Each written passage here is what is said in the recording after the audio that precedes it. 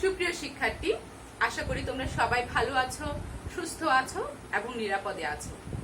Online ক্লাসে তোমাদের সবাইকে আরো একবার স্বাগত জানাচ্ছি। আমি আইনুন নাহার, প্রভাষক, লিগার্স public school and college, Rangamati. সুপ্রিয় শিক্ষার্থী, আমরা নবম এবং দশম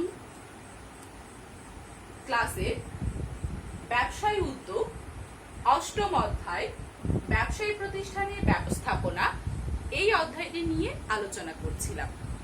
এই অধ্যায় থেকে আমি আগের ক্লাসে তোমাদেরকে ব্যবস্থাপনা কি, ব্যবস্থাপনার কার্যাবলী, পরিকল্পনা কি এবং পরিকল্পনার গুরুত্ব নিয়ে আলোচনা করেছি। আজ আমি তারই ধারাবাহিকতা হিসেবে সংগঠিতকরণের ধারণা এবং সংগঠিতকরণের গুরুত্ব নিয়ে আলোচনা করব। সুপ্রিয় শিক্ষার্থী, এর আগের ক্লাসে তোমাদের যদি কোনো সমস্যা থাকে সেইগুলো তোমরা আমাদেরকে জানাবে। আমি সেই সমস্যাগুলো অনুধাবন করে তোমাদেরকে সেই সমস্যার সমাধান করে দেওয়ার চেষ্টা করব। এই ক্লাসেও যদি তোমাদের কোনো সমস্যা থাকে তাহলে অবশ্যই সেটা কমেন্টস বক্সে জানাবে, আমি সেগুলো সমাধান করার চেষ্টা করব। সুপ্রিয় শিক্ষার্থী, চলো তাহলে আমরা মূল ক্লাসে চলে যাই। সংগঠিতকরণের ধারণা। সংগঠিতকরণ বলতে কি বোঝায়? সংগঠিতকরণ এই বিষয়টা তোমরা ব্যবস্থাপনার যে চক্র বা ব্যবস্থাপনার যে হুইলটা ছিল, আমি তোমাদেরকে প্রথম ক্লাসে ব্যবস্থাপনার একটা হুইল দেখিয়েছিলাম, একটা চক্র দেখিয়েছিলাম। সেইখানে তোমরা যদি একটু লক্ষ্য করো, দ্বিতীয় পর্যায়ে পরিকল্পনার পরেই কিন্তু সংগঠিতকরণের কার্যাবলী হিসাবে এখানে নির্দিষ্ট করে দেওয়া আছে। অর্থাৎ আমরা ব্যবস্থাপনার যে কার্যগুলো সম্পাদন করছি সেইখানে সর্বপ্রথমই আমরা করছি কি পরিকল্পনা। সেই পরিকল্পনাটা যখন শেষ হয় তারপরেই তার পরের কাজটাই হচ্ছে সংগঠিতকরণ।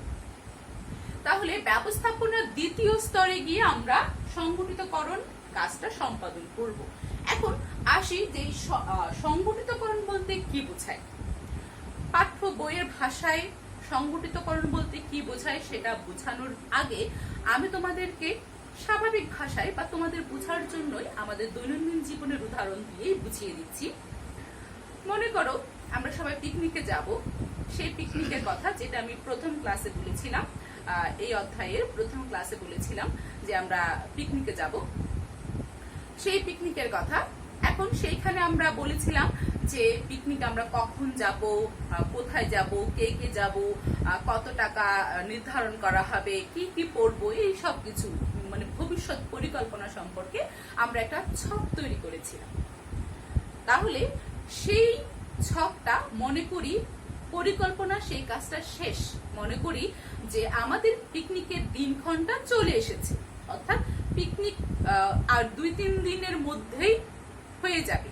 পিকনিকে আমরা 2-3 দিনের মধ্যেই আমাদের পিকনিকের ডেটটা পড়ে গেল।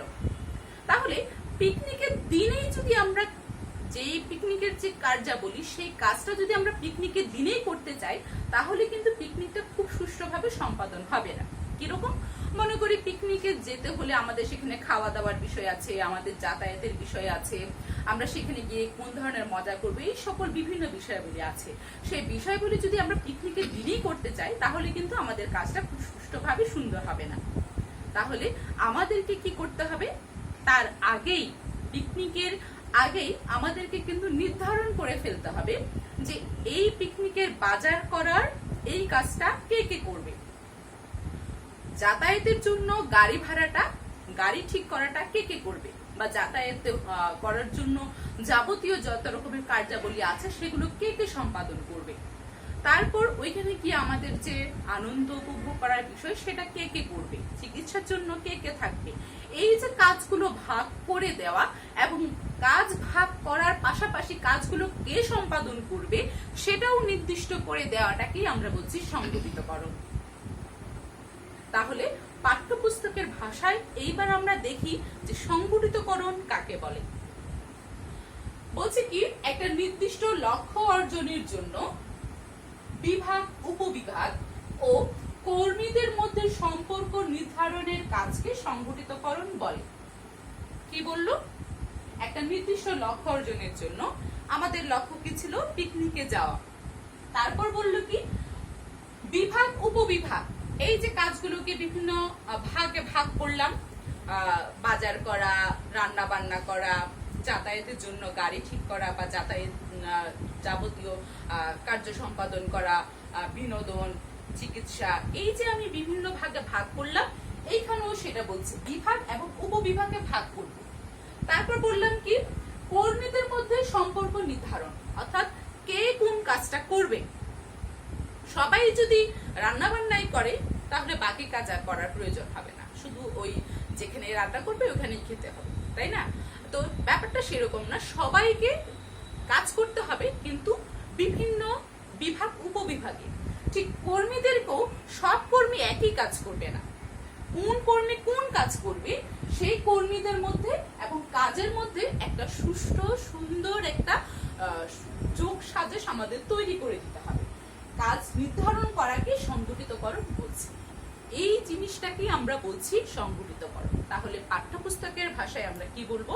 আমরা বলছি যে একটা নির্দিষ্ট লক্ষ্য অর্জনের জন্য বিভাগ, উপবিভাগ ও কর্মীদের মধ্যে সম্পর্ক নির্ধারণের কাজকে সংগঠিতকরণ বলে। বিভিন্ন মনীষীগণ বিভিন্ন ভাবে বলেছেন সংগঠিতকরণ কি।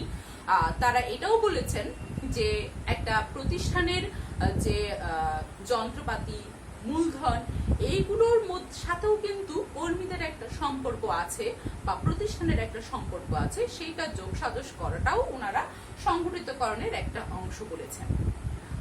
তো বিস্তারিত হয়তো আমরা যখন আরো বড় ক্লাসে পড়বো তখন আরো বেশি জানতে পারবো। আপাতত আমরা এটা জানি যে সংগঠিতকরণ হচ্ছে সেটাই, যেটা একটা নির্দিষ্ট লক্ষ্য অর্জনের জন্য সেই কাজকে বিভিন্ন বিভাগ উপবিভাগ ভাগ করে কর্মীদের মধ্যে একটা সম্পর্ক নির্ধারণ করে কাজকে সংগঠিতকরণ করাকে আমরা সংগঠিতকরণ বলছি। তাহলে সংগঠিতকরণ কাকে বলে সেটা সম্পর্কে আমরা সুস্পষ্ট একটা ধারণা পেয়েছি এবং আশা করছি বুঝতে পেরেছি আমরা যে সংগঠিতকরণ কাকে বলে। সুপ্রিয় শিক্ষার্থী, চলো এইবার আমরা সংগঠিতকরণের গুরুত্ব সম্পর্কে আলোচনা করি। সংগঠিতকরণের গুরুত্ব,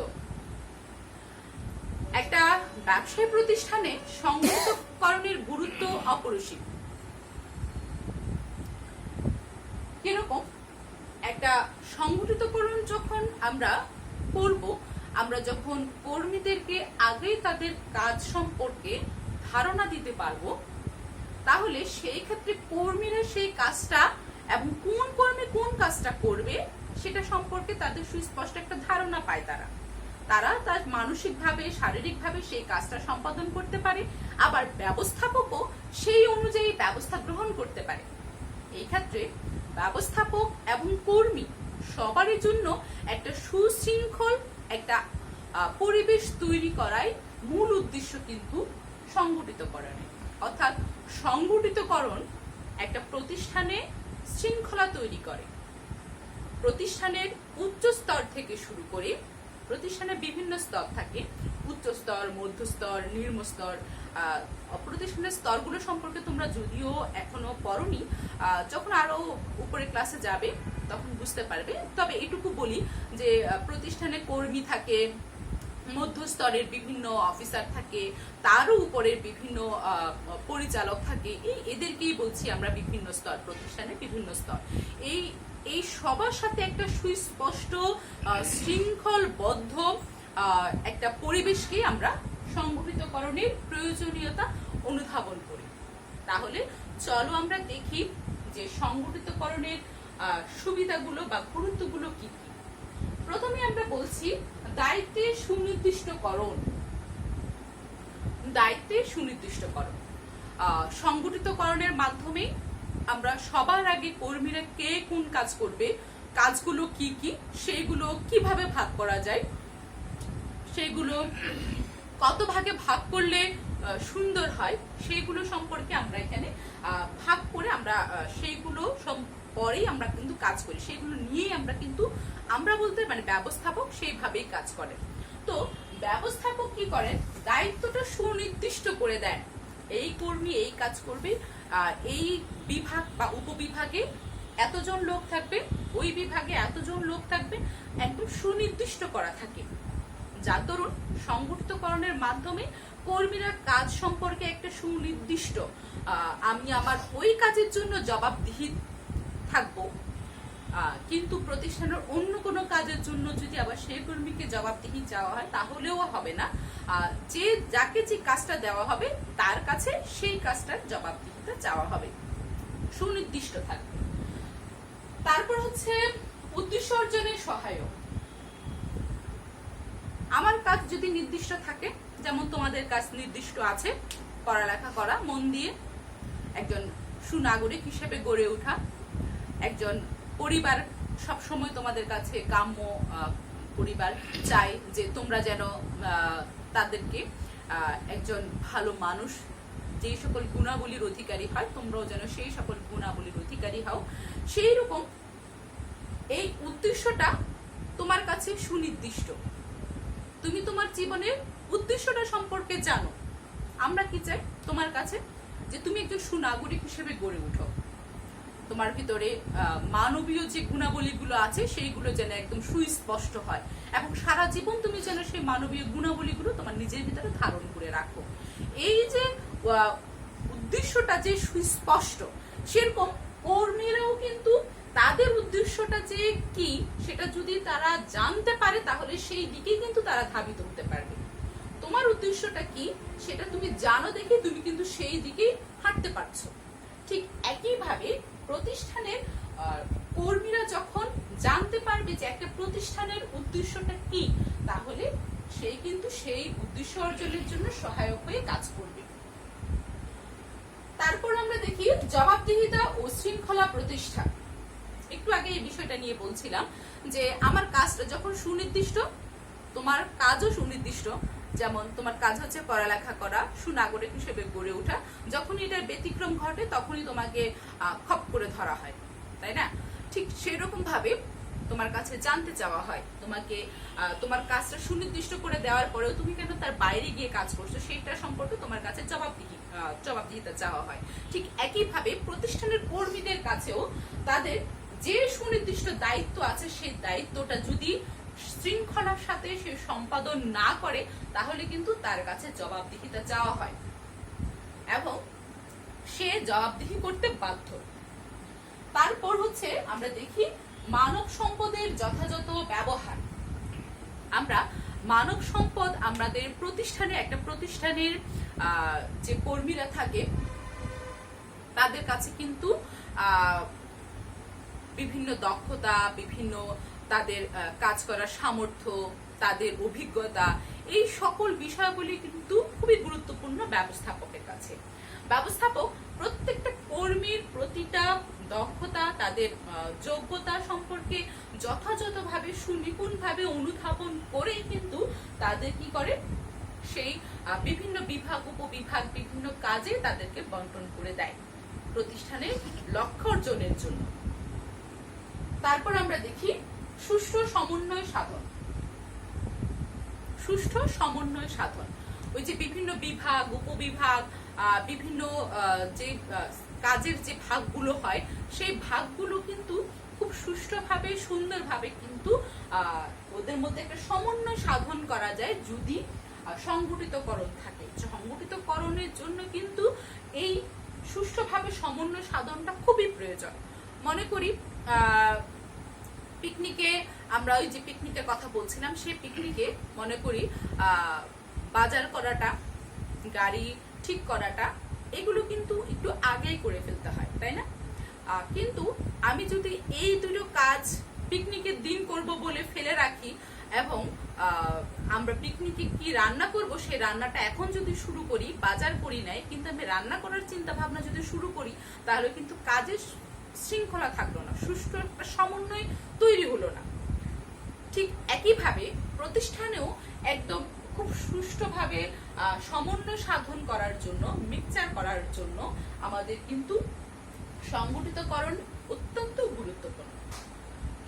তারপর বলছে সৃজনশীলতা বিকাশ।